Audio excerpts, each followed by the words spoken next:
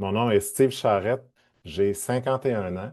Depuis 2008, je suis très heureux d'être professeur à l'Université Laval. Quand j'étais en secondaire 5, j'étais pas trop sûr de ce que je voulais faire plus tard. Il faut dire aussi que dans ma famille, j'avais pas eu vraiment de gens qui étaient allés en sciences, alors que moi, j'aimais ça beaucoup, les sciences. La seule personne que je connaissais, c'était le conjoint de ma sœur à l'époque qui avait fait une technique de chimie analytique. Et puis, ben, à la fin de mon secondaire, sachant pas trop qu'est-ce que je voulais faire, je me suis finalement lancé, moi aussi, dans une technique de chimie analytique que j'aimais bien, mais je sentais que c'était pas complètement ce que j'avais le goût de faire. Puis, ben, de fil en aiguille, je suis allé sur complètement d'autres choses, faire une technique de chimie analytique. J'aimais ça, mais j'avais l'impression qu'il me manquait quelque chose, mais c'est surtout pour une complète autre raison que ma vie a changé. J'ai rencontré ma conjointe à ce moment-là. Et ma conjointe, comparativement à moi, avait déjà dans l'idée d'aller à l'université pour sa formation. Et ça m'a comme fait réaliser que moi aussi, je pouvais peut-être aller à l'université. Et ben, de fil en aiguille, j'ai finalement fait une demande d'admission au programme de baccalauréat en biochimie à l'Université Laval. Puis j'ai commencé mes études universitaires vraiment pas tant parce que je souhaitais faire aller à l'université au début, mais parce que j'ai tout simplement suivi ma conjointe. Donc j'ai fait ça, j'ai super aimé ça. Après un an de baccalauréat, j'ai eu la chance de faire un stage dans un laboratoire de recherche, un laboratoire qui s'intéressait au cancer et plus particulièrement à comment les cellules cancéreuses répondent au stress. C'est très loin de la microbiologie, mais c'est plus tard que la microbiologie est apparue dans ma vie. Donc, toujours dans le même laboratoire, j'ai fait ma maîtrise, j'ai fait mon doctorat, puis pendant le stage, c'est là que j'ai compris que je voulais devenir professeur. Donc, j'ai tout fait le reste des études par la suite, vraiment avec cette idée-là que mon objectif, c'était de devenir professeur un jour, professeur à l'université. Après le doctorat, quand on veut devenir professeur à l'université, c'est souvent la norme d'aller faire une spécialisation supplémentaire qui est ce qu'on va appeler un stage postdoctoral. Donc, avec ma conjointe et mes garçons, parce qu'entre-temps, on avait eu deux garçons, on est allé en Suisse et c'est là que j'ai fait ma spécialisation. Et c'est là que j'ai découvert la microbiologie. C'est là que vraiment la microbiologie a fait partie de ma vie pour de bon. J'ai travaillé sur un organisme qui s'appelle Dictyostelium discoideum, qui est une amibe du sol, pas besoin de retenir le nom. C'est juste que ça m'a fait découvrir les amibes, les bactéries, comment les deux interagissent ensemble. Puis là, je suis vraiment tombé en amour avec ça. Et tranquillement, pas vite, je suis passé de quelqu'un qui s'intéressait à la biochimie pour par la suite travailler sur la biologie cellulaire et finalement travailler en microbiologie, ce que je fais maintenant comme professeur depuis 18 ans. Ce que je trouve vraiment intéressant comme professeur avec ce métier-là, c'est la diversité des choses que l'on fait à tous les jours. Je travaille à peu près plus jamais dans un laboratoire. C'est quelque chose que je fais très rarement, au point où est-ce que les personnes qui travaillent avec moi dans mon laboratoire sont tout le temps surprises quand je vais dans le laboratoire. Parce que ma fonction maintenant est beaucoup plus un travail de bureau, un travail de mentorat et d'enseignement aussi.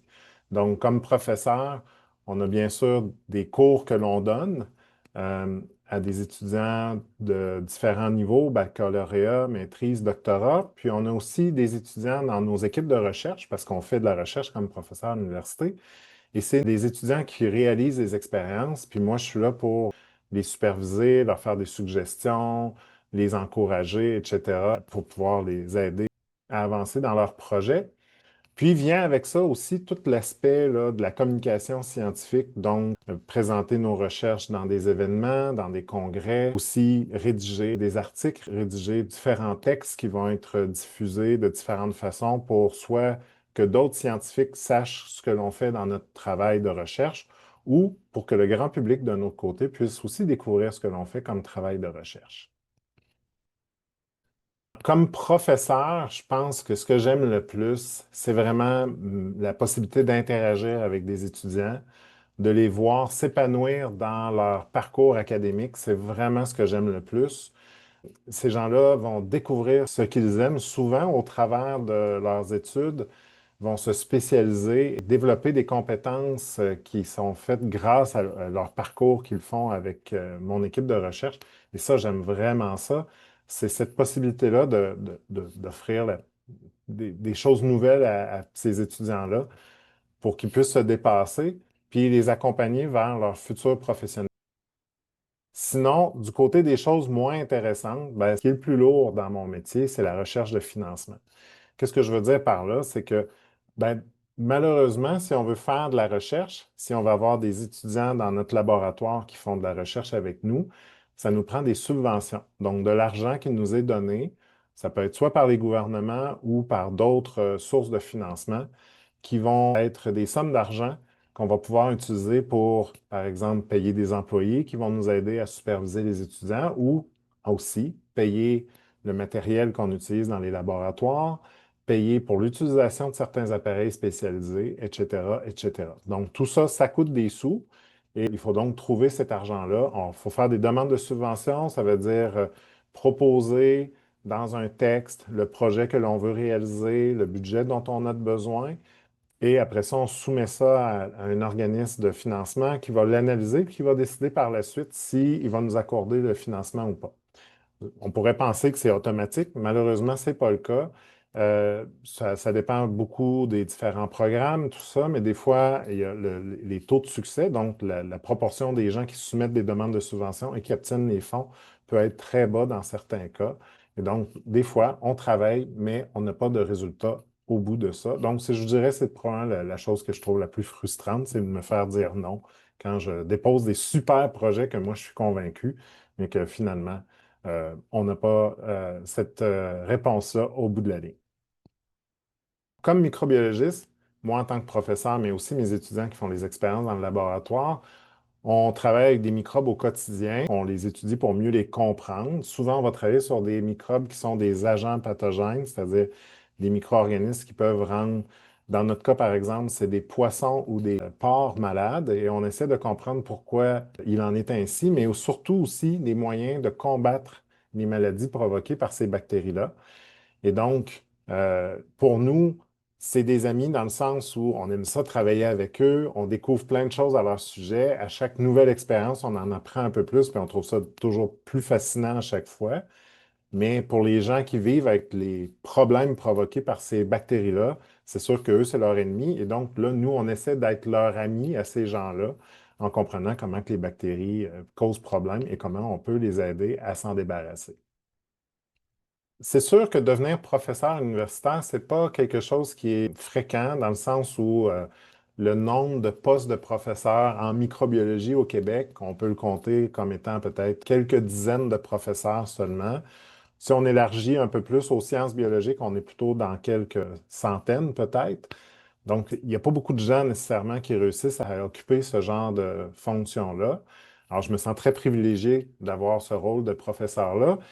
Et j'aurais un seul conseil à donner à quelqu'un qui souhaite peut-être envisager cette carrière-là de professeur universitaire, c'est d'explorer le plus de choses possible. Comme je l'ai expliqué au début de la vidéo, moi, au départ, c'était la chimie qui m'intéressait, puis après ça, je suis allé vers la biochimie, puis de la biologie cellulaire, puis la microbiologie. Donc, ce qu'il faut comprendre, c'est que les sciences biologiques sont toutes connectées les unes aux autres. Et c'est pas parce que vous travaillez ou vous vous intéressez à quelque chose aujourd'hui, toujours en sciences biologiques, que dans quelques années, vous ne serez pas intéressé par autre chose. Et je ne suis pas un cas unique dans ce genre-là. Je connais plein de collègues qui ont eu des parcours un peu tous différents les uns des autres. Mais ce qui fait qu'on en arrive à travailler en microbiologie peut être par plusieurs chemins très différents. Je pense que j'en suis un bon exemple à ma façon. Et donc, le plus simple, c'est d'aller avec ses passions, c'est d'oser des choses, de faire le choix de découvrir de nouvelles affaires, de prendre des risques. Et là, c'est, je pense, la meilleure chose que vous pouvez faire pour découvrir vos propres limites, vos propres intérêts, puis aussi avoir les plus belles opportunités dans ces conditions.